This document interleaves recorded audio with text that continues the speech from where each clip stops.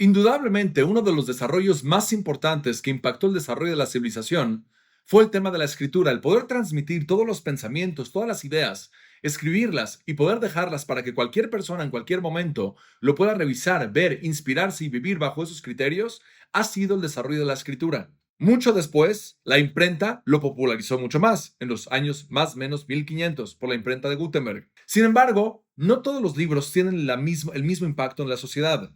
Tenemos el famoso libro de Don Quijote, tenemos Lord of the Rings, tenemos El Principito, tenemos también la Biblia. Y lo que es muy interesante es que el libro con mayor influencia en todo el desarrollo de la civilización ha sido la Biblia. La pregunta del millón es, ¿por qué? ¿Cómo puede ser que este libro, con historias de hace miles de años, es lo que ha impactado más que cualquier otro libro el desarrollo del Occidente y el desarrollo de la civilización? Yo soy Jaime Leisorek y esto es Existen Verdades Absolutas.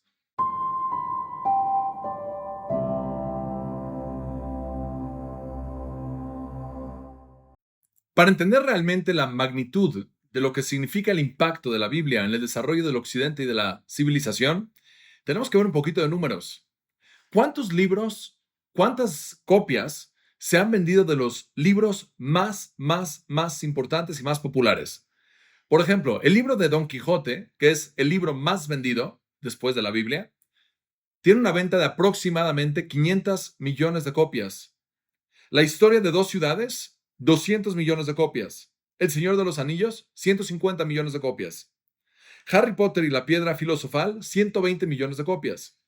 Como serie, excluyendo a la Biblia, la serie de Harry Potter, escrita por J.K. Rowling, hasta la fecha han vendido aproximadamente 600 millones de copias en todos los libros de la serie, además de varios libros y complementarios y guiones. La serie de One Piece, por ejemplo, de Eiichiro Oda, ha vendido alrededor de 500 millones de copias. Estos son números enormes, son números tremendos, tremendos, tremendos. Y aún así, no se comparan en lo absoluto con los números que la Biblia ha vendido. La cifra de la Biblia se encuentra aproximadamente entre 5,000 y 7,000 millones de copias, de 5 a 7 billones de copias. Y esa es la pregunta, ¿por qué tantos libros? ¿Por qué la Biblia vende tanto? ¿Por qué esas historias de Adán y Eva, de Caín y Abel, son tan importantes y relevantes para la sociedad? ¿Qué es lo que hubo que conectó a las personas para entender y profundizar sobre esos conceptos? Ahora quiero hacer una clarificación antes de profundizar en este episodio, que es lo siguiente. Hay una forma religiosa de abordar la Torá y hay una forma psicológica o sociológica de analizar la Torá. ¿Y a qué me refiero con esto? ¿Cómo una persona aborda los pasajes que tienen que ver con milagros? Desde una perspectiva científica, uno podría decir que no, porque los milagros no son parte de lo que la ciencia cree. Esa sería una forma religiosa de abordar la Torá. Significa, por ejemplo, tienes en el primer episodio, bueno, empezando desde la creación, yo me iba a ir a Adán y Eva, pero empezando desde la creación. Para la Torá, la creación son 7 días, 6 días de creación y el séptimo día Shabbat. El humano es creado en el último día, con diferentes animales, pero el humano es creado en el último día. No estamos hablando de miles de millones de años. Es la versión de la Torá y es la versión religiosa.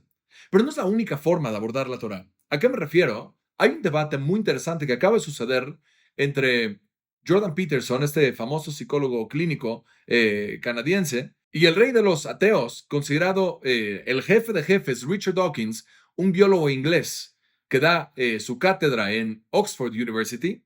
Y es muy interesante la conversación que ellos tienen, mediada por Alex O'Connor. Muy interesante, vale la pena ver todo ese video. Y hablan justamente sobre un pasaje de Caín y Abel. Y una de las preguntas que hace Richard Dawkins a Jordan Peterson, que es un psicólogo clínico, pero también es cristiano, le pregunta, ese pasaje, esa historia donde Caín y Abel le sacrifican algo a Dios, le ofrecen algo a Dios, acepta uno, rechaza el otro, acepta el de Abel, rechaza el de Caín, Caín se enoja, mata a su hermano Abel, y después hay todo un desarrollo interesante en esa historia.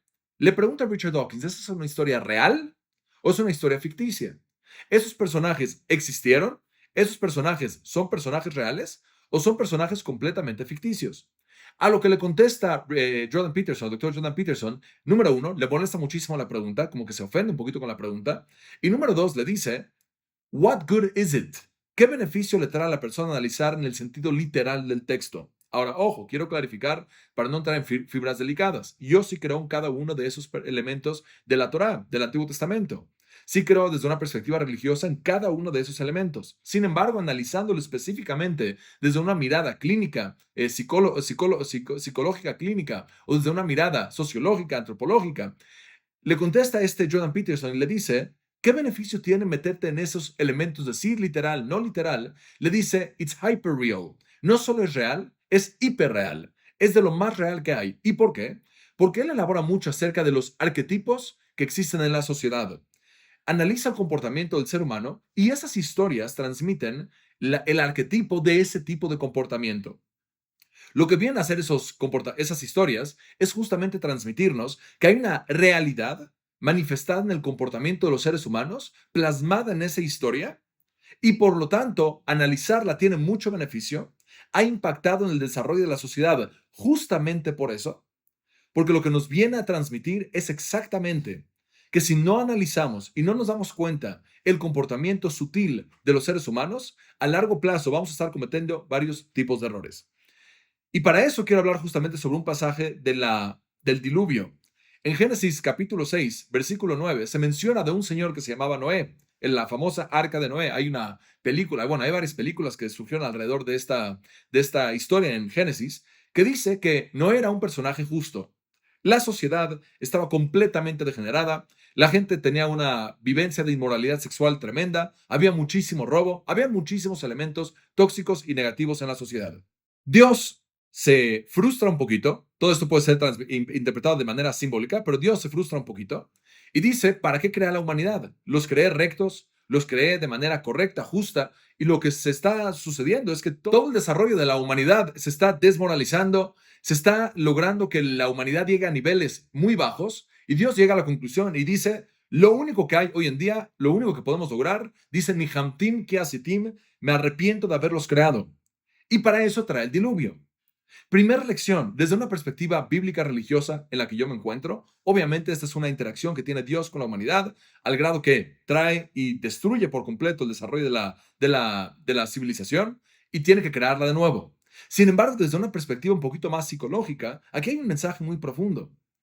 El caos que se genera, la destrucción que se genera en la sociedad, el diluvio, en un sentido es literal, pero en un sentido figurativo, el diluvio es justamente el desarrollo final de todas las prácticas tóxicas en las cuales nosotros vivimos.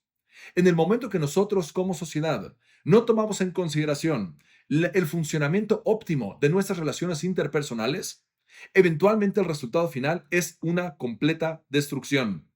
Y eso es algo sumamente importante de tomar en consideración. Porque no es únicamente esta perspectiva que Dios analiza la sociedad y dice tengo que destruirlos, pero es algo un poco más profundo, que es nosotros mismos al estar fomentando y aceptando cierto tipo de comportamiento, lo único que estamos logrando, lo único que estamos logrando es llevar a la sociedad a un nivel completamente tóxico que lleva a la destrucción intrínseca de nuestro desarrollo. Eso es parte de entender el impacto de la Torá, el impacto de la Biblia, por qué vendió más de 5,000 a 7,000 millones de copias. Parte del motivo es porque analizamos un poquito todas esas historias y nos damos cuenta que efectivamente esa es la forma en la que nosotros como seres humanos funcionamos. Es algo sumamente interesante. Nosotros como seres humanos lo que hacemos es ignoramos nuestro comportamiento y como hay una frase que me fascina elaborar sobre esa frase que dice, when you fight against reality, reality always wins. Cuando la humanidad, perdón, o cuando uno choca, pelea, discute, se confronta contra la realidad siempre gana. La realidad siempre gana. La fuerza de gravedad existe independientemente si la aceptas o no. El funcionamiento óptimo de las relaciones interpersonales funciona independientemente si estás de acuerdo o no estás de acuerdo. Y esto es algo sumamente importante, sumamente interesante. El diluvio que se trae no es únicamente con esta visión religiosa que mencioné anteriormente, pero también tiene que ver con esta dimensión psicológica en la cual la humanidad se destruye a sí misma por el tipo de desarrollo de relaciones tóxicas que estamos fomentando. La inmoralidad llega a niveles tan bajos que no es funcional seguir existiendo como sociedad. Y tenemos que establecer algún tipo de parámetros básicos. Esto es parte de la importancia y la relevancia de la religión en el occidente, seguro, y el choque que hay que creo que para mi gusto es algo muy trágico que está sucediendo, el choque que hay en la búsqueda de erradicar todas estas sabiduría milenaria de toda la base del pensamiento occidental y de la civilización occidental. Claro que durante muchos periodos, si podemos analizar de manera específica, de manera particular, podemos analizar muchos elementos de la toxicidad o de elementos que a lo mejor no estamos de acuerdo generado por la religión. Sin embargo, en el desarrollo del Occidente, la religión ha sido de lo más benéfico en todo el sentido de la palabra, para las relaciones interpersonales, para los negocios, para los derechos universales, para el matrimonio, para la educación, para absolutamente todo. El matrimonio, no el matrimonio, para absolutamente todo. Las religiones han sido de lo más importante, la Biblia de lo más importante que ha establecido para el desarrollo del Occidente. Tomando esto en consideración, nos presenta la Torá un personaje, Noé, que dice que era una persona recta, íntegra y tzadik, era una persona ish tzadik tamim hayab dorotam, era una persona, un hombre justo, íntegro en su generación. Y los comentaristas, un poquito atentos a estos detalles, a estos cambios que hay, o esta forma sutil de escribir a la escritura de las escrituras sagradas, preguntan, ¿por qué era una persona justa en su generación? Si la idea, la intención es transmitir que era una persona justa, lo único que tienes que decir era que era una persona justa. ¿Qué necesidad de explicar y elaborar que era una persona justa en su generación? Y la respuesta que dan los comentaristas, que se me hace una respuesta maravillosa, es que hay dos diferentes enfoques para entender cómo no era una persona tan especial, porque toda la civilización está siendo, bueno, se va a ir, va a ser eliminada por el diluvio, pero solamente va a haber una familia por el mérito de Noé, la familia de Noé, la familia de Noah, que se va a salvar. Entonces, la pregunta es, ¿qué significa justo en su generación? Dos interpretaciones. Interpretación número uno es que inclusive en su generación, que era una generación tan decadente, él se logró mantener y era una persona justa. Por lo tanto, habla de un nivel todavía mucho más elevado y mucho más grande de su justicia, de lo especial que era este señor. Eso es número uno. Pero hay otra interpretación un poquito más innovadora y más creativa, que es lo siguiente. Noé no era un personaje especial. Realmente no era un personaje tan especial. Pero en su generación resaltaba y destacaba al grado que, de manera relativa, en contraste al desarrollo de la sociedad, era una persona especial. ¿Qué importancia tiene esto para nosotros? Sumamente importante por varios motivos. Por varios motivos. Esto tiene que ver, acaban de pasar las elecciones en Estados Unidos y se utilizan otra vez etiquetas muy extremas para hablar de todos los políticos y de todos los candidatos y de todos los personajes. Y se utilizan etiquetas muy negativas para cada uno de ellos. Lo que no nos damos cuenta es que muchas veces estos personajes son positivos en su generación, en su contexto. Yo en lo personal no quisiera tener un yerno que tenga el carácter o el desarrollo moral como el presidente electo Donald J. Trump. No quisiera eso. No es más un ejemplo de persona. Pero eso no significa que sea un buen candidato para el contexto en el que se encuentra, para la política en la que se encuentra hoy en día, la fragmentación política que hay en Estados Unidos y a nivel social, para la búsqueda que hay a nivel sociedad, para mi gusto de manera demasiado liberal, en la cual estamos tratando de chocar y erradicar todos estos valores fundamentales de la sociedad, los valores de la familia, los valores de la religión, los valores de espiritualidad, el valor de la vida, el valor de ciertos elementos fundamentales del desarrollo de la sociedad occidental. Para eso en particular es posible, otra vez, hay que analizarlo, pero es posible que hayan candidatos que aunque no sean los mejores ejemplos morales que haya, siguen siendo buenos para cierta función en particular.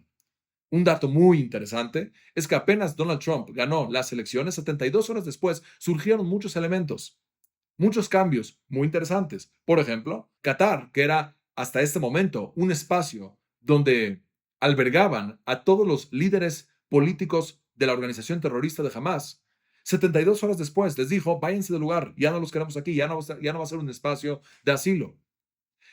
El presidente ruso, Vladimir Putin, está buscando de alguna forma manejar una relación más positiva con Estados Unidos. Ucrania también está buscando llegar a algún tipo de acuerdo. China quiere una relación mucho más sana con Estados Unidos. ¿Esto es positivo o negativo? Sugiero yo que para el bien del desarrollo social a nivel de la escala mundial es muy positivo.